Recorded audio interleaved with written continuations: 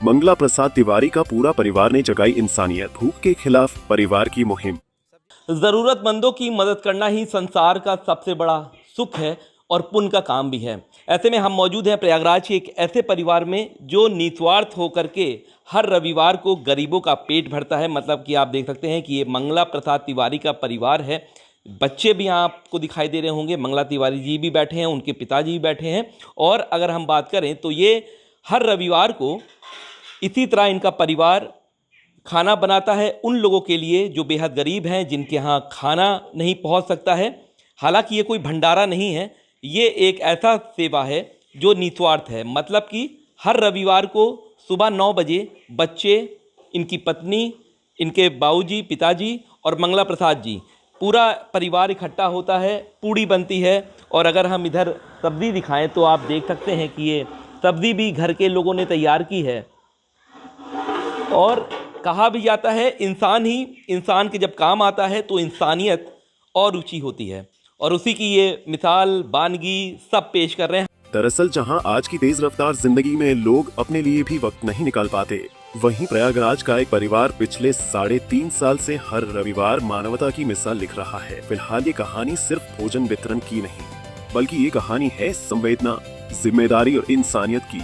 आपको बता दें कि प्रयागराज के छूसी क्षेत्र में रहने वाले मंगला प्रसाद तिवारी और उनका परिवार पिछले कई वर्षों से हर रविवार असहायों और जरूरतमंदों के लिए मसीहा बनता आ रहा है। दरअसल करीब 3.5 साल पहले एक ऐसा दृश्य सामने आया जिसने इस परिवार की सोच और दिनचर्या दोनों बदल दी। सड़क किनारे एक लाचार व्यक्ति जमीन पर गिरे भोजन को समेटकर खाने की कोशिश कर रहा था। दृश्य इतना मार्मिक था कि वहाँ से गुजर रहा पूरा परिवार भीतर तक भावुक हो गया। उस पल किसी ने कुछ नहीं कहा, लेकिन सबने महसूस किया कि अब सिर्फ अफसोस काफी नहीं। उसी दिन एक संकल्प लिया गया कि अब हर रविवार जरूरतमंदों तक भोजन पहुंचाया जाएगा। इसके बाद तिवारी परिवार का घर रसोई सेवा का केंद्र बन गई। मंगला प्रसाद तिवारी, उनकी पत्नी, बच्चे और पिताजी, 3 पीढ़ियां एक साथ इस जिम्मेदारी को निभा रही हैं।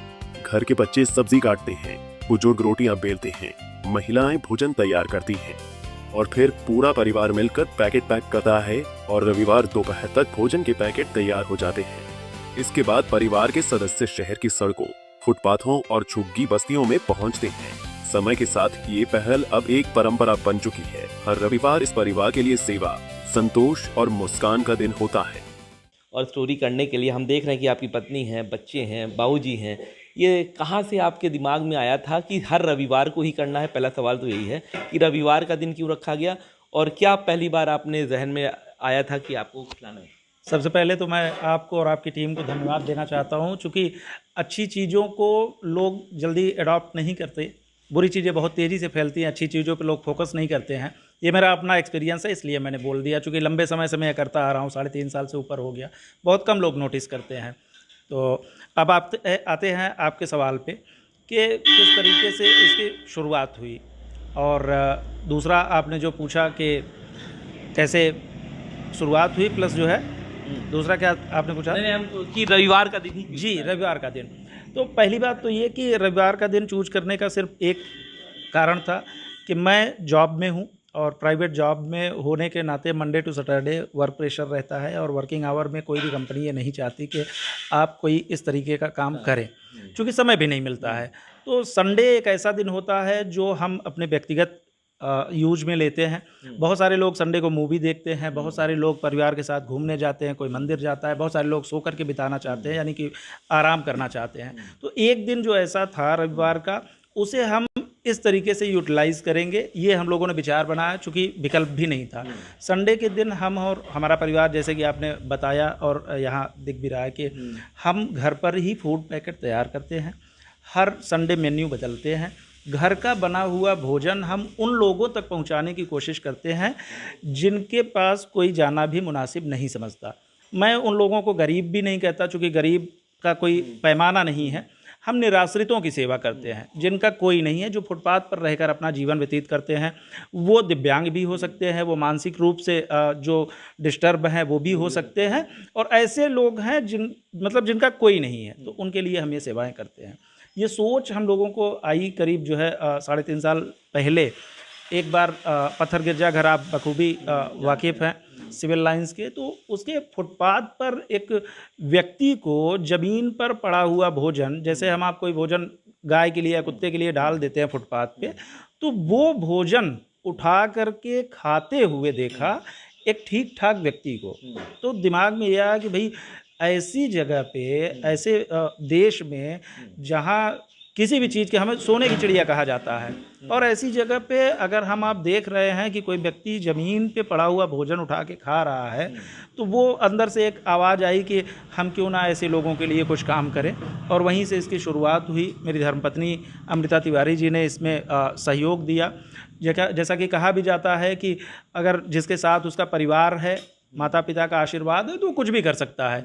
तो मेरे पूज्य पिताजी पंडित श्री कैलाश नाथ तिवारी जी और मेरी धर्मपत्नी अमृता तिवारी जी और सारे बच्चे मिल करके घर पर ही ये फूड पैकेट तैयार करते हैं, और उसके बाद हम इसे लेकर के निकलते हैं प्रयागराज शहर में उन लोगों की तलाश में जिन्हें एक वक्त का भोजन भी नसीब नहीं। कितने रविवार हो चुके हैं अब तक की? सर अभी तक जो है, मतलब आज संडे ही है, संयोग है, और आज जो है 186 रविवार ये स्टार्ट है। 185 हो चुका है और आज हम 186वां रविवार चला रहे हैं।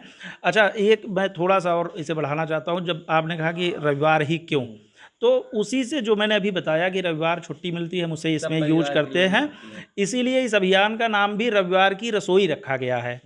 तो रविवार की रसोई ये चलाते हैं, रविवार को ही चलती है, इसलिए चूंकि हम उसी दिन छुट्टी पे रहते हैं। आजकल देख रहे हैं कि बड़ा ही रील्स का ज़माना है, और महिलाएं हो, बच्चे हों, सभी लोग रील्स में ही बिजी रहते हैं। क्या कभी बच्चों ने इससे बोला आपसे कि पापा आज हम रील देख रहे हैं या मोबाइल में गेम देख रहे हैं, हम नहीं इस काम के लिए? नहीं, देखिए रील का ज़माना है, नो डाउट जो है बच्चे उस तरफ रुझान भी उनका रहता है, लेकिन ये पूर्वजों का संस्कार है कि अभी तक बच्चे जो है, जो होता नहीं कि जैसे आपको संस्कार मिलते हैं, हमारे बाबा, हमारे दादा, उसके बाद जो है पिताजी, सब ने जो संस्कार दिए हैं वही हम भी अपनी जनरेशन को आगे बढ़ाने का काम कर रहे हैं। तो अभी तक तो उसमें हम सफल हैं। तो बच्चे बल्कि रील देखने से ज़्यादा बेहतर, जैसे अभी भी आप यहाँ पे उपस्थित आप देख रहे होंगे, तो हमारे बच्चे इन सब चीज़ों में बड़ा जो है बिलीव करते हैं और लग करके पूरी तन्मयता से ये काम करते हैं। परिवार में कौन कौन लोग आपको सहयोग करता है? कितने लोग परिवार में हैं? मेरे पिताजी मेरे साथ रहते हैं, और मेरी धर्मपत्नी जी हैं अमृता तिवारी जी, बड़ी बेटी मेरी काजल तिवारी है, उससे छोटी बेटी है आंचल तिवारी, एक बेटा है रुद्र, और ये जो है सबसे छोटी बेटी है रिद्धि। यानी कि 4 बच्चे हैं मेरे, और पिताजी साथ में हैं, धर्मपत्नी जी। हम सब मिल कर के ये काम करते हैं, और सब घर पर ही सारी चीज़ें तैयार होती हैं, बाहर से कुछ भी नहीं। और इवन जो है रविवार की रसोई जब हम तैयार करते हैं, तो उस दिन का भोजन भी हम सब वही करते हैं, सिर्फ इसलिए कि फूड क्वालिटी के साथ कोई समझौता ना हो। हम जिसे देने जा रहे हैं उसे ये नहीं लगना चाहिए कि कहीं से कुछ भी खिला के चले गए। वो भाव, वो प्रेम, वो पिताजी मेरे कहते हैं कि सेवा भाव कहा जाता है। लोग भूल जाते हैं कि सेवा के साथ भाव जुड़ा हुआ है, तो जब तक भाव नहीं रहेगा आप सेवा नहीं कर सकते। तो उस सेवा भाव से ही ये काम किया जाता है। फिलहाल अब ये सेवा एक परंपरा बन चुकी है। हर रविवार मानवता का उत्सव बन जाता है। जरूरतमंदों के चेहरे की मुस्कान इस परिवार के लिए सबसे बड़ा पुरस्कार है। समय के साथ यह पहल एक परंपरा बन गई। अब ये सिर्फ भोजन वितरण नहीं, बल्कि संवेदना और जिम्मेदारी का प्रतीक है। परिवार का मानना है कि समाज में बदलाव बड़े भाषणों से नहीं, बल्कि छोटे छोटे कार्यों से आता है। अगर हर घर सप्ताह में एक दिन भी जरूरतमंदों के लिए समर्पित कर दे, तो कोई भी व्यक्ति भूखा नहीं सोएगा। ये मंगला भाई, बहुत बहुत धन्यवाद। और इधर भी देख सकते हैं कि बच्चे जो हैं सेवा भाव में लगे हुए हैं। हालांकि ये तस्वीर अनोखी है, क्योंकि कई पीढ़ियां यहाँ बैठी हैं, और उन पीढ़ियों में जो सबसे कम उम्र की पीढ़ी है उनको ये ज्ञान मिल रहा है। हालांकि ये सारा ज्ञान जो मिलता है वो पूर्वजों से ही मिलता है। मंगला भाई बताते हैं कि इनके पिताजी, माताजी भी इस कार्य के लिए आगे प्रेरणा स्रोत थे कि वो ऐसे कार्य करें। हालांकि जब ये अपनी पत्नी के साथ सिविल लाइंस गए तो उन्होंने देखा कि कई ऐसे परिवार थे जिनको भूख लगी थी, लेकिन उनके पास खाने को नहीं था। तो अब हम बात करेंगे इनके बेटे रुद्र से। रुद्र, आप जो हैं ये काम कर रहे हैं, कितना अच्छा लगता है आपको, और कौन सी क्लास में, पहले ये बताइए। मैं 4th क्लास में हूँ, और मुझे बहुत अच्छा लगता है ये सब करते वक्त। मेरी बहन भी कहती है, मेरी दीदी भी कहती है, मुझे बहुत अच्छा लगता है ये सब काम करने में। अच्छा, और मोबाइल देखने मन नहीं, देखते हो कि संडे को छोड़ देते हो कि संडे को? नहीं, मोबाइल नहीं देखते हैं, पढ़ाई करते हैं और इस काम में सहयोग करते हैं। अच्छा, संडे का इंतज़ार रहता है कि संडे को फिर हम लोग को खाना बनाना है, खाना सब लोग मिलके बनाएंगे? हाँ, ये याद रहता है कि संडे को काम करना है। काम कर रहे हैं। ठीक है, तो बिल्कुल देखिए रुद्र हैं और ऐसे ही तस्वीर हर रविवार को मंगला प्रसाद तिवारी जी के घर से देखने को मिलती है और किसी को ये बताते नहीं हैं, ना सोशल साइट पे वैसी तस्वीर लगाते हैं जो आपको आमतौर पर दिखाई देती होगी कि आप सेवा भी कर रहे हैं और उसके बाद आप उसका प्रदर्शन भी कर रहे हैं।